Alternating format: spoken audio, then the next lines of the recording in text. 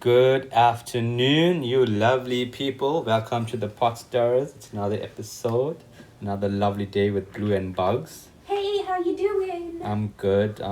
Living large and in charge. Are you living large and in charge? No, I'm not. I'm Why? upset. What are you upset about now? I'm upset with life. She's like a little child upset with life. What's going on? You should actually see her face. If this was a vlog, you could see that. You know when the child is in the corner and they're sulking? That's exactly what she looks like. What's on your mind? I'm sad. Why are I'm you so sad? about what's happening in the world. I'm sad that everyone's dying, and I'm sad that you actually need to start that a campaign needs to actually be started to say that Black Lives Matter. That for me is just blowing my brain box. Yeah. From this morning when I got up, that's all I've seen on social media. Black Lives Matter. And of course they matter. Yeah. That's not even a question in my head. Yeah. But it's just to see what's happening, the riots, the Yeah. violence. I mean, how do you kneel on someone until they die? I don't know. And, I haven't seen the video and I don't think I'm going to see it because someone shared it on Facebook, one of my friends, and they said to me, or they wrote a post halfway through the video, they stopped watching the video. So I'm not going to watch the video. I saw a little snippet of it. It'll just make you sad. Yeah, I saw a snippet, I saw the description, I heard the stories. And how does someone who is unarmed, posing note that I think he was just writing a bad check from what I hear in the, so the check bounced, whatever, cops were called, and then all of a sudden there's 4 guys on one. He had no weapons on him. So how do you justify that? There is no justification, and that's why Americans are rioting and protesting the way they are. And there's the arguments that they're not protesting in the right way, or they're being I asked you violent, that. I asked you that.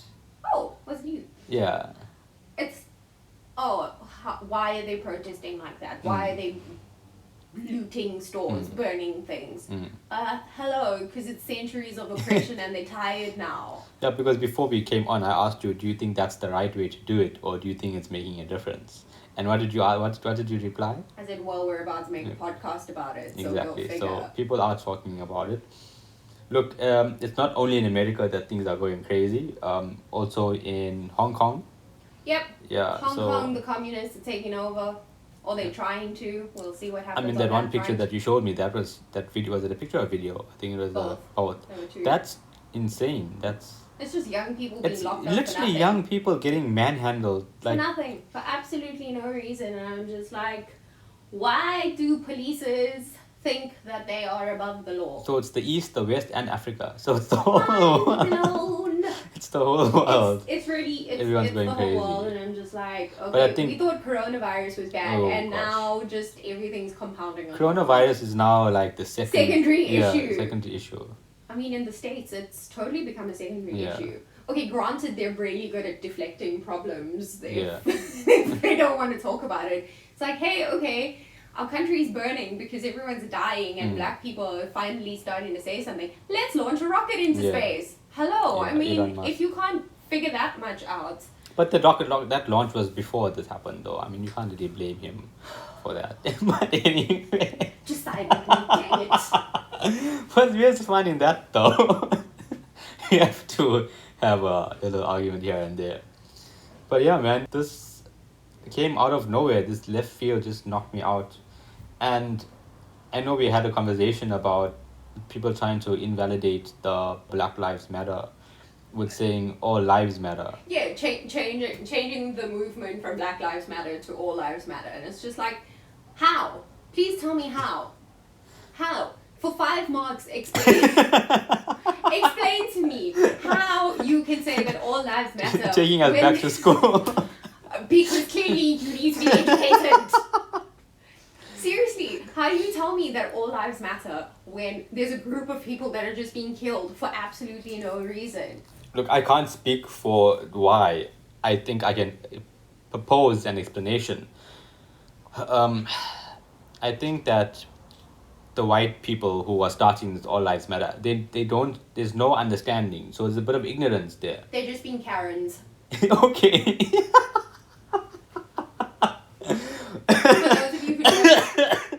I'm gonna die, guys.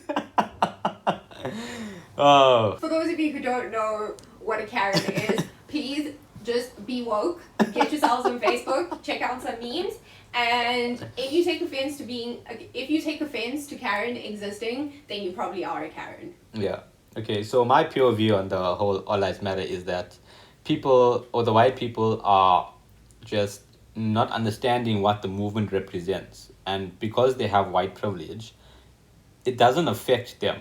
So they feeling kind of left out, that because it happened to this guy, it does happen to white Americans, yes. But we're saying it's more prevalent, or it's more likely to happen to an African American than a Caucasian American. 2 times more likely, I'll There we have you go. know that.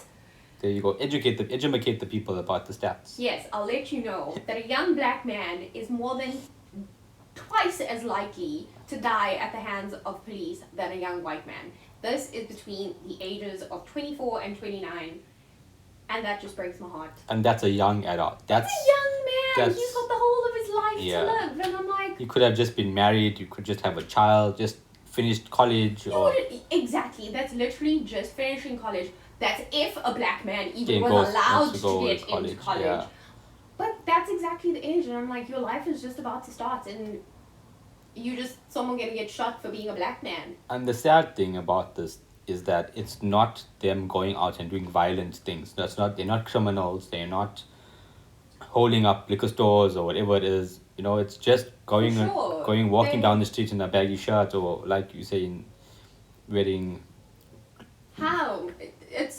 It's racial profiling at the end of the day. It's that in our brains we all kind of think, okay, he's a big sized man, he's black and he's got a hoodie on. He must be up to no good. Yeah. And why? Why do we think that? How can we blame someone? How can we incriminate someone? What happened to innocence until proven guilty? Let's bring it back to here in South Africa as well. It happens here. We know what happens here. If you look at the stats, there's about 3,500 cases reported, but of police torture and assault. Right? Excuse us while we just put people in the electric chair in 2020. I'm sorry, I'm not laughing at the start, I'm just laughing at the way she said it. So, and the even sadder part about that is the conviction rate against policemen who do these things is less than 2.5% per annum. Exactly, and here are South Africans thinking that, no, it's just happening in the States. Yeah. When, again, I mean, if you say that it's less than 2.5% in South Africa, in the States, it's about 1%. So, I mean, that's 1% getting convicted, or 1% getting convicted. So the stat is basically that 99% of cops who are involved in police brutality go uncharged. Not uncharged. So that means let alone convicted. So at least in South Africa, that was a conviction. Right? Yeah. I don't even want to know what the conviction is. Because if there's 1% that's being charged, I mean, what percentage of them are being convicted? I mean, who's gonna stand up to a cop? Who is gonna stand up to a cop? Seriously, a white cop. When I think the fact, okay, this is, for me, I'm mostly looking at the States because that's what got me so upset, is that it's just the fact that you're black and just the fact that you're white is enough of a disparity to know that nobody's actually going to talk about anything because there's such oppression and so many years of just conditioning, racial conditioning. And I don't think the likelihood of someone testifying is even going to happen. Let's bring it back home. We know that we had apartheid about 26 years ago. Yep. And it's still happening. There's still racism here. And what's even worse here is our police force is mostly black, because we look at our dynamic demographically, the majority is the black people. Yeah, I mean, hello, we're in Africa. Yeah, and then obviously the criminals, the majority will be black. We're not saying other races don't do it, but statistically, because per million, obviously that's going to be the case. So when we talk about police brutality here, it's black on black. And that to me is just a different type of racism and different type of, I don't know what, what is the word? Crime against humanity. Yeah, there we go. Yeah, crimes against humanity. The other is that you think about it. It makes you question how entrenched we are in these racial constructs, and for a black person to think that their own person Yeah. is not important. It just goes to show how it's burnt in our brains that white is right. Yeah. And how do we get that out? How do we remove that branding from our head? I think that's something we have to do consciously. Look at me getting tongue twisted.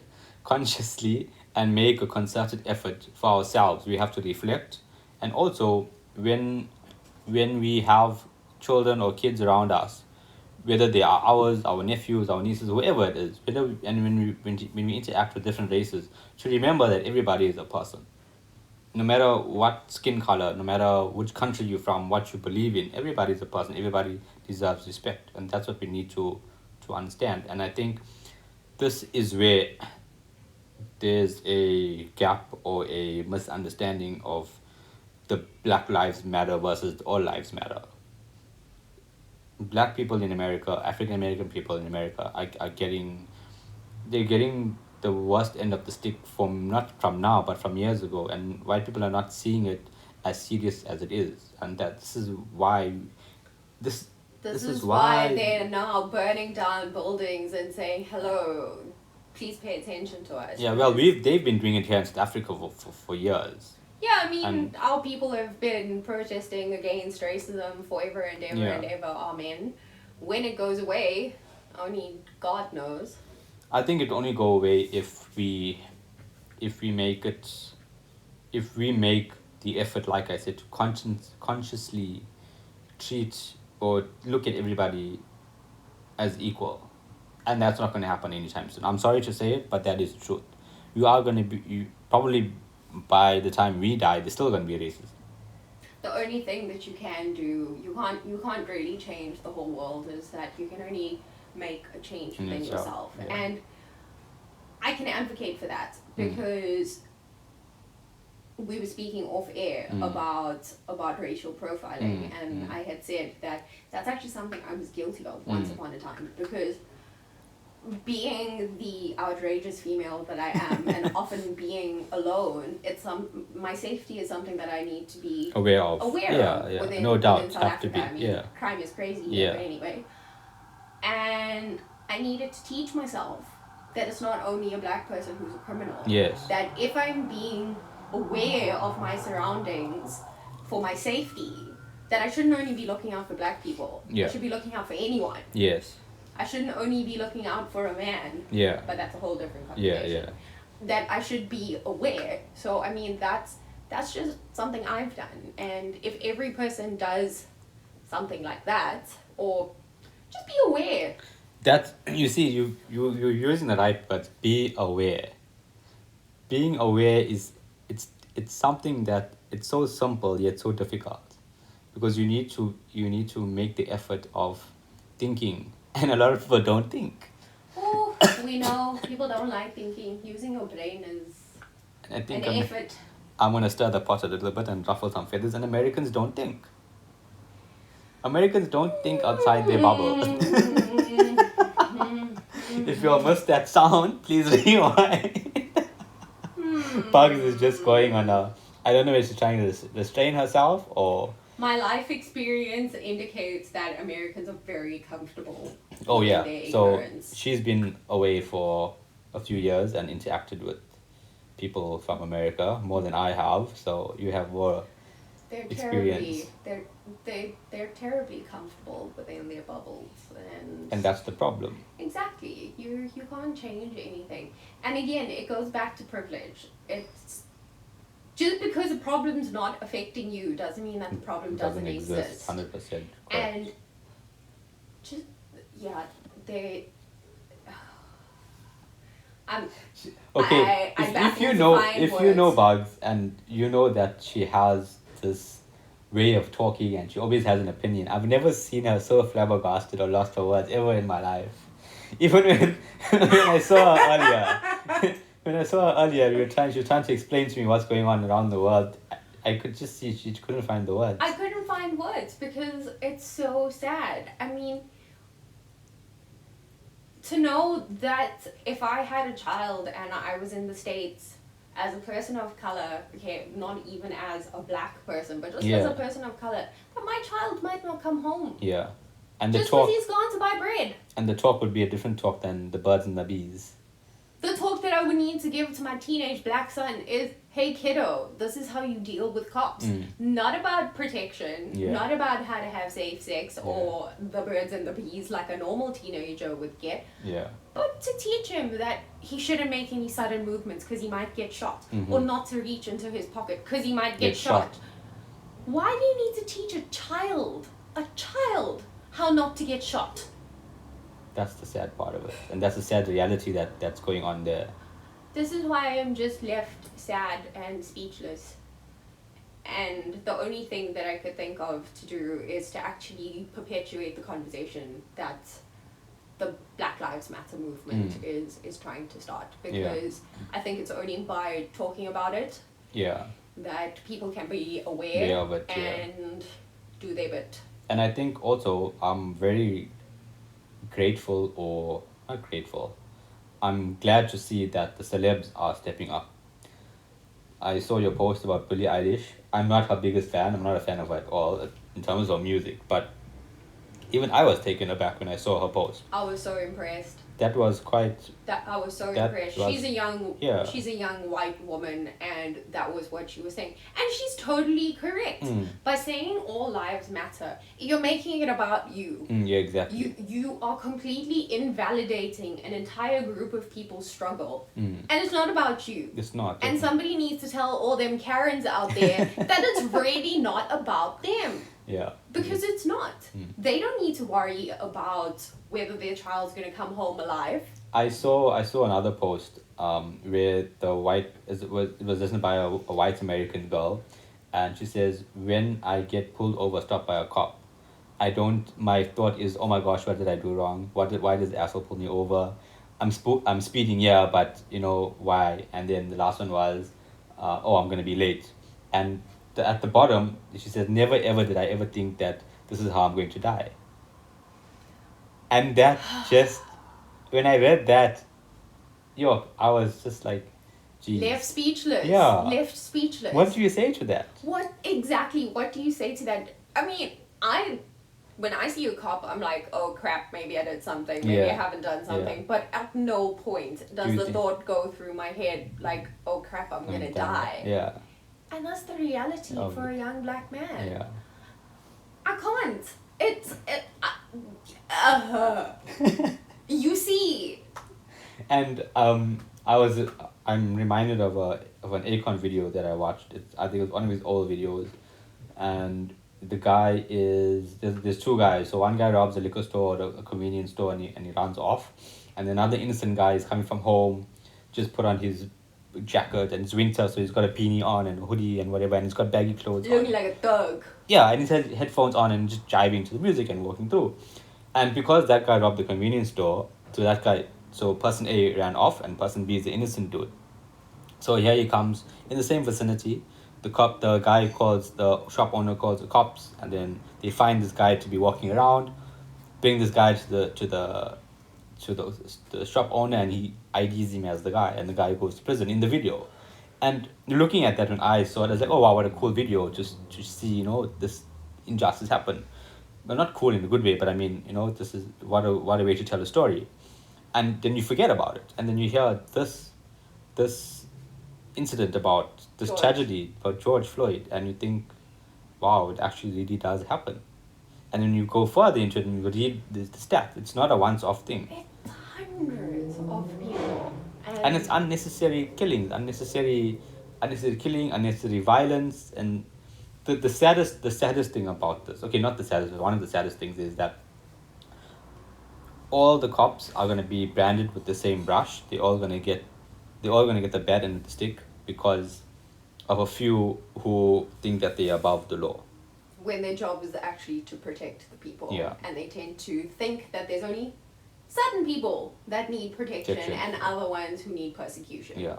So, I mean, you mentioned violence, Yeah. and this is it's also a very South African topic. 'Cause, Yeah. I mean, we forever, as we say over here, toy toy. Yeah. So toy-toying is a form of protest, but it's a dancing kind of protest, but not it's dancing, but it's more of just trying to make a noise kind of Us in thing. Africa, we do everything Yeah. loud. So if you see people dancing on the road, they might be dancing to get money, or they might be a protest. You just gotta flip a coin. But so what we were saying about like the protests is there a right way to protest? And in my opinion, no, there isn't. That's what I asked you as well. I said to you, do you think that it's a right way to protest, and do you think that the protest is going to make a difference? And you gave me a very good answer.